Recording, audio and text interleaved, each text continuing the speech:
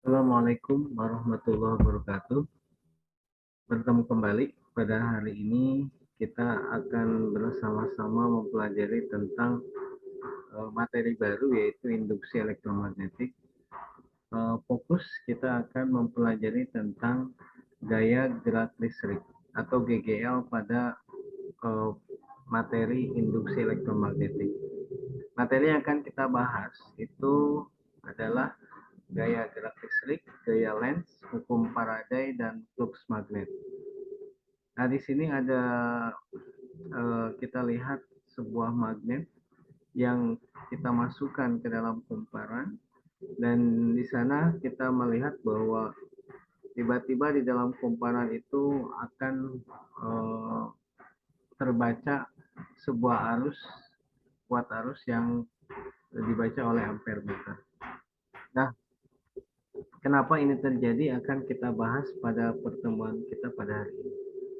Nah, untuk materi yang akan kita pelajari yaitu untuk gaya gerak listrik ini tujuh ini adalah KD 3.4 dan KD 4.4 yaitu menganalisa fenomena induksi elektromagnetik dalam kehidupan sehari-hari dan melakukan percobaan tentang induksi elektromagnetik berikut presentasi hasilnya dalam kehidupan sehari-hari. Ini adalah IPK-nya, indeks pencapaian kompetensinya. Nah, ini adalah beberapa alat yang menggunakan prinsip dari induksi elektromagnetik. Salah satunya yang paling kita kenal, yang paling umum itu adalah dinamo listrik. Bagaimana dinamo listrik itu bisa menghasilkan listrik?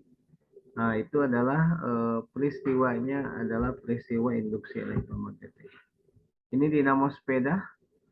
Jadi di dalam sepeda itu suka ada lampu dan lampunya itu akan menyala pada saat dinamo sepeda ini diputar dengan roda dari sepeda. Dan semakin kencang putarannya maka lampunya semakin terang. Dan begitu pun sebaliknya. Ini adalah dinamo yang ada pada mobil.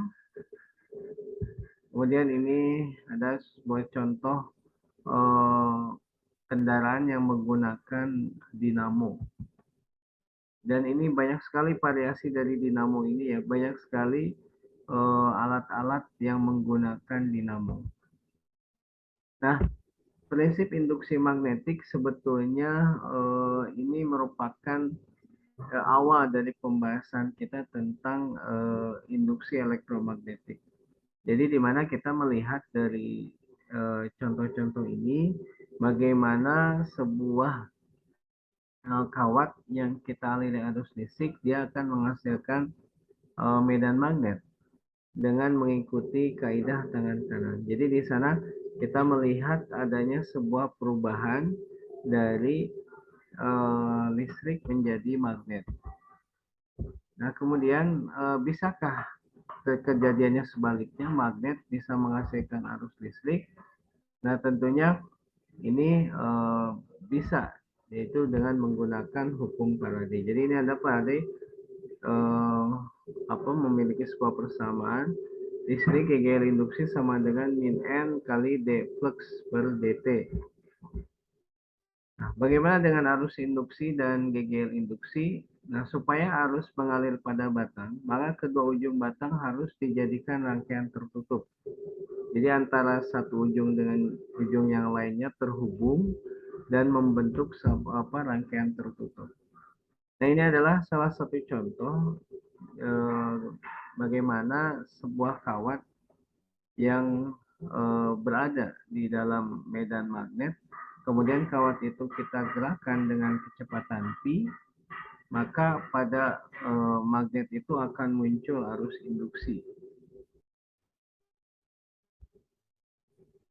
Nah, ini jadi arus induksinya itu muncul pada saat si kawatnya itu digerakkan. Nah, berapakah besarnya atau bagaimana hubungan matematisnya? Kita peroleh di sini bahwa nilai GGL induksi nilainya sebesar B kali L kali V ya, atau BLV. Ini adalah contoh soalnya, Anda bisa melihat contoh soalnya. Kemudian ini jawabannya. Silakan disimak juga. Kemudian bandingkan dengan hasil yang Anda peroleh. Berikutnya adalah hukum induksi Faraday. Di sini Faraday membuat sebuah persamaan induksi Faraday dengan besar E sama dengan min N flux per dt. Dengan fluxnya itu adalah B dikalikan dengan A. B-nya adalah medan magnet dan A-nya adalah luas. Atau kalau kita sederhanakan menjadi seperti ini. Nah, konsep flux magnetik. Jadi flux magnetik itu bisa kita sebutkan adalah jumlah garis gaya magnet yang yang menembus suatu wilayah tertentu. Jadi tidak semua garis gaya itu akan menghasilkan flux. Hanya garis gaya magnet yang menembus sebuah wilayah A, maka di sana akan muncul yang namanya flux magnet. Ini flux magnet juga ditentukan oleh arah dari B terhadap nilai A. Yang ini saya sebesar BA cos theta. Ini adalah ada contoh soalnya, silakan Anda amati.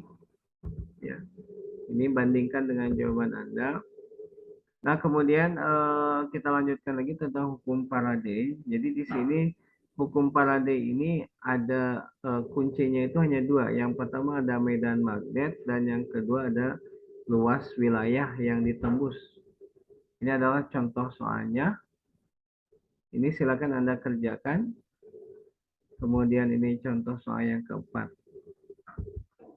Berikutnya adalah hukum Lenz. Nah, jadi Lenz itu mengatakan bahwa nilai GGL itu nilainya selalu negatif. Kenapa negatif? Itu sebagai indikasi bahwa medan arus induksi yang dihasilkannya itu berasal dari perlawanan akibat adanya medan magnet yang masuk ke dalam kumparan. Dan itu kita sebut dengan hukum Lenz. Jadi ada kata-kata yang dilawan. Jadi pada saat garis magnet itu menembus sebuah wilayah, luas wilayah dari kumparan, maka kumparan akan melawannya dengan menghasilkan sebuah nilai GGL induksi. Ini penjelasan lebih lanjutnya. Oke, kita lihat bagaimana di sini sebuah magnet bisa menghasilkan arus listrik pada sebuah loop. Loopnya loop kawat ya. Jadi pada saat magnet ini dimasukkan, maka di dalam kawat itu akan muncul perlawanan dari garis medan magnet yang menembus wilayah yang ada di dalam kawat. Akhirnya dihasilkanlah yang namanya arus induksi. Nah, ini pada saat kutub utara dimasukkan dan kutub selatan dimasukkan, maka kejadiannya akan berbeda. Ini menentukan arah induksi.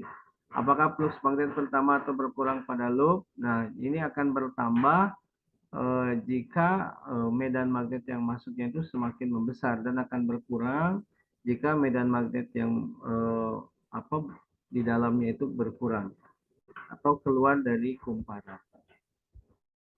Nah, ini ada contoh gambar dari arah arus induksi. Silakan kalian lihat mana dari gambar-gambar ini yang bisa menyatakan bahwa arus induksi itu terjadi. Apakah dari A ke B atau dari P ke Q atau sebaliknya. Baik, demikian materi dari GGL induksi untuk induksi elektromagnetik. Semoga apa yang saya jelaskan bermanfaat. Kita ketemu lagi pada pertemuan berikutnya. Terima kasih. Assalamualaikum warahmatullahi wabarakatuh.